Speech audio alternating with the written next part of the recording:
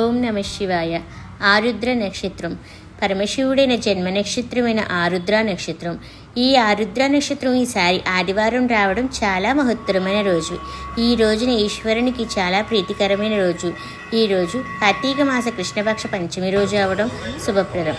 కార్తీక మాసంలో శ్రవణం నక్షత్రం వస్తే కూడి సోమవారాల ఫలితం ఎలాగో పరమశివుని నక్షత్రం ఆరుద్ర నక్షత్రం రావడం కూడా కార్తీక మాసంలో అదే అత్యంత శుభప్రదం.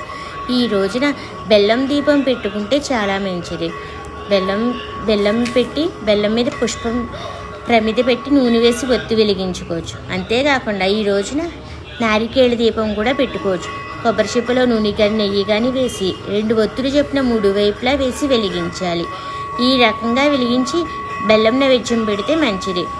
ప్లేటులో బియ్యం వేసి ఆ బియ్యం మీద ఈ నారికేళ దీపాన్ని వెలిగించాలి. అంతేకాకుండా శివాలయంలో అభిషేకం చేయించుకుంటే చాలా శుభప్రదం, ఐశ్వర్యప్రదం. ఈ రోజున స్వామికి ఆవు పాలు కానీ పెరుగు కానీ నెయ్యి తేనె పంచదార గంధం విభూది వట్టివేళ్ళు డ్రై ఫ్రూట్స్తో పాటు అన్నాభిషేకం చేయించుకుంటే చాలా మంచిది. ఖర్జూర పళ్ళతో అభిషేకం చేయించుకుంటే కోటి ఫలితాలు లభిస్తుంది. అన్నాభిషేకం చేసిన తర్వాత ఆ అన్నంలో బెల్లము కలిపి అందరూ నైవేద్యంగా స్వీకరించుకోవచ్చు. స్వామివారికి ఈరోజు మారేడు దళంతో దండ కింద చేసి స్వామికి సమర్పించాలి.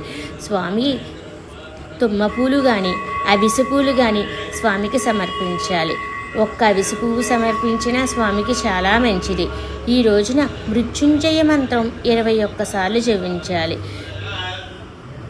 అభిషేక ప్రియ శివాని ఈరోజు కనీసం నీళ్లతో అభిషేకం చేసిన విశిష్ట ఫలితం లభిస్తుంది, మోక్షం లభిస్తుంది.